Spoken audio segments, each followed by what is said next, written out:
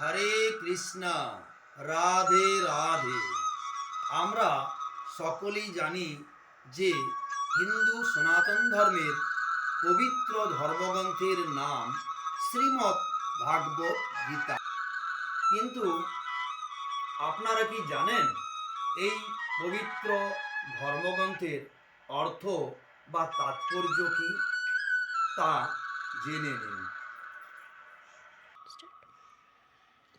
শ্রীমদ্ ভাগবত গীতা। শ্রী শ্রী কথার অর্থ রাধা রানী। মদ মদ কথার অর্থ পূর্ণ।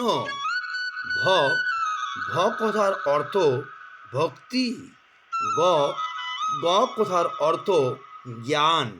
ব ব কথার অর্থ বৈরাগ্য। ত ত কথার অর্থ ত্যাগ।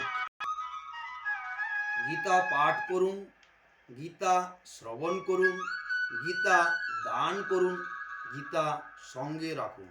এতে আপনার সকল সময় বিপদ থেকে মুক্তি পাবেন। ধন্যবাদ। হরে কৃষ্ণ, রাধে রাধে।